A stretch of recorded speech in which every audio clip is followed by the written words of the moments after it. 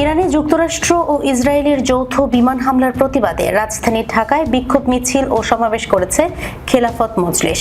রোববার বাদ জোহর জাতীয় মসজিদ বায়তুল্লাহ মুকাররম এর উত্তর গেটে দলটির ঢাকা মহানগর শাখার উদ্যোগে এই কর্মসূচি অনুষ্ঠিত হয়। সমাবেশে প্রধান অতিথির বক্তব্যে খেলাফত মজলিসের মহাসচিব ডক্টর আহমদ আব্দুল কাদের বলেন, পবিত্র রমজান মাসে মার্কিন যুক্তরাষ্ট্র ও ইসরায়েল যৌথভাবে ইরানে যে হামলা চালিয়েছে তা শান্তিকামী সকল মানুষের হৃদয়ে আঘাত দিয়েছে। এই হামলার মধ্য দিয়ে অবৈধ রাষ্ট্র ইসরায়েল ও মার্কিন যুক্তরাষ্ট্র তাদের সন্ত্রাসী রূপের আবারও বহিঃপ্রকাশ ঘটিয়েছে। তিনি বলেন, কোনো স্বাধীন রাষ্ট্রের উপর হামলা আমরা মেনে নিতে পারি না।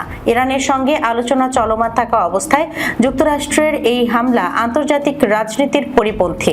এমনকি ট্রাম্প প্রশাসন মার্কিন যুক্তরাষ্ট্রের আইনও লঙ্ঘন করেছে।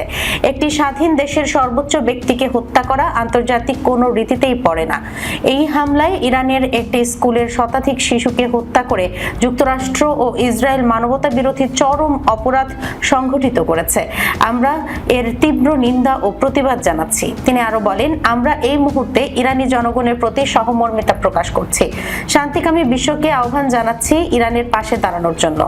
আরব দেশের জনগণকে আহ্বান করছি মার্কিন দখলদারিত্বের বিরুদ্ধে গর্জে ওঠার জন্য এবং মধ্যপ্রাচ্যের শান্তি বিনষ্টকারী রাষ্ট্র ইসরায়েলের বিরুদ্ধে রুখে দাঁড়ানোর জন্য।